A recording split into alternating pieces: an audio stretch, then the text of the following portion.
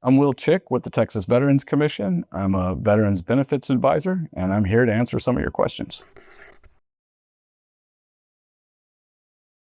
So, am I a veteran, and what was your job? So, yeah, so I am a veteran. I served in the Marine Corps from '94 to '98 as a combat engineer, and I went back into the military with the Navy Reserve as a CB, and I deployed to Iraq in 2005 and 2006. What does it mean to file a VA disability claim? So essentially that means that you are asserting that as a result of your service, you acquired some sort of a chronic condition. So that could be a physical condition like a knee or a back injury. It could be a mental health condition like PTSD or anxiety disorder. That could be a disease process like diabetes, for example. So when we file the claim, we're asserting that in some way we think that that was caused by our military service. And that could be something directly happened in our service that caused us to have this condition, or it could be something based off of a toxic exposure, such as Agent Orange or Gulf War hazards or the burn pits or shipborne hazards or what have you. Let's see. So what we got here. So what is the most common mistake a veteran can make when filing a disability claim with the VA? There's a lot of them. One might be not getting assistance when they're filing a claim. There's another might be downplaying their conditions or not filing for something that they should have filed for. Not considering all things that are considered by the VA a disability as something they might want to claim. Ultimately, I would say the best way to avoid any of those mistakes is to talk with a veteran service organization like Texas Veterans Commission. We have a lot of representatives in the state of Texas that would be happy to help you avoid those mistakes. Have you worked with veterans whose lives changed after assisting them with a VA disability claim? Many times. VA disability claims have taken veterans out of poverty and homelessness and provided education for the veterans' children, given stability to their lives, given them dignity in their old age. In more ways than I can count, a VA disability claim can change your life in a positive direction.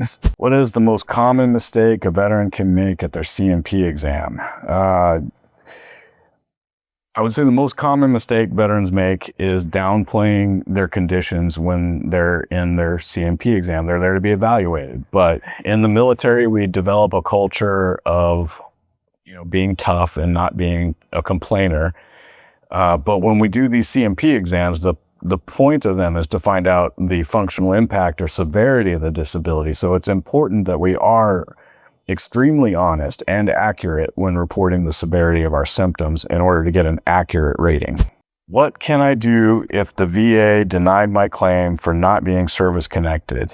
Well, first and foremost, you should talk to a veteran service organization like Texas Veterans Commission. We'd be happy to help you understand that denial. And once we understand it, then we can guide you to the most effective way to appeal it, either with a supplemental review by providing evidence that was missing on the first review of the case, or as a higher level review where a more experienced VA employee will do a de novo review of the case without considering the previous decision. Or if it comes to that, we can file an appeal to the Board of Veterans Appeals. In that sort of case, it goes outside the VA altogether, and a decision would be made by a veterans law judge. What happens to a veteran's benefits when they pass away? It's a really good question. When a veteran passes away, their disability compensation will stop. However, there is the possibility that the dependents of that veteran could be entitled to either dependency and indemnity compensation if the death was service-connected, or survivor's pension if it's not. And Texas Veterans Commission would be happy to help with those claims. Do mental health disabilities contribute to a higher rating when filing with the VA? They very much can. So With mental health disabilities, they would get factored into your combined rating like any other disability. But mental health disabilities can be rated in increments of 10 between 0 and 100%. So it kind of depends on the severity or the functional impact of the mental health condition, but it could make a very impactful difference on your overall rating. I served in the military, but was never deployed to a combat zone. Am I still entitled to VA disability compensation? Absolutely. If you injured yourself in training or in garrison and you have an ongoing chronic condition as a result of that, you're just as entitled to disability compensation to somebody who injured themselves in combat. So I would highly encourage you, if you have a chronic disability that you believe was caused by some incident or injury in service, then I would highly encourage you to file a claim for that. How does VA disability back pay work? Okay, so generally speaking, the VA will establish the effective date based on the date they received the claim.